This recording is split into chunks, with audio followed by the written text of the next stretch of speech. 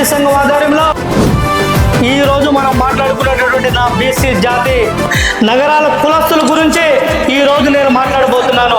నగరాల చరిత్ర ఎంతో ఘనమైనది. నగర కులస్తులటువంటి ఔన్నత్యం, నగరాలు ఆత్మ గౌరవానికి ప్రత్యేక, నీతి నిజాయితీగా మారిపోయారు.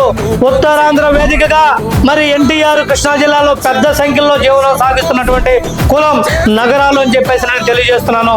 నగరాలు కార్పొరేషన్ కు వారి జనాభా ఆధారంగా బడ్జెట్ కేటాయించాలి, వారి జనాభా ఆధారంగా రాజ్యాధికారంలో భాగస్వామ్యం కల్పించాలా, వారి జనాభా ఆధారంగా మరి ఇవాళ నగర కులస్తుల్లో సమర్థుడైనటువంటి నేతకు ఎమ్మెల్సీకి అవకాశం ఇవ్వాలని చెప్పేసి ఈ కూటమి ప్రభుత్వాన్ని డిమాండ్ చేస్తున్నా.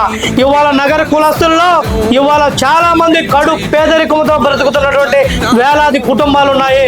విద్యకు దూరం అవుతున్నటువంటి వేలాది మంది విద్యార్థులు ఉన్నారు. వెంటనే రాష్ట్ర ప్రభుత్వం నగర కులస్తులపై ప్రత్యేక దృష్టి సారించి ఆర్థిక భరోసా కల్పించాల్సిన బాధ్యత ఈ కూటమి ప్రభుత్వానికి ఉందని చెప్పేసి తెలియజేస్తున్నాను. అతి త్వరలోనే ఆంధ్రప్రదేశ్ బీసీ సంఘం ఆధ్వర్యంలో నగర కులస్తులను కలవబోతున్నాం. రాష్ట్ర వ్యాప్తంగా నా నగర కుల సోదరులు జీవిస్తున్నటువంటి జీవన విధానాలు, జీవన స్థితిగతులను రాష్ట్ర ప్రభుత్వానికి తెలియజేస్తామని చెప్పేసి ఈ సందర్భంగా తెలియజేస్తున్నాను.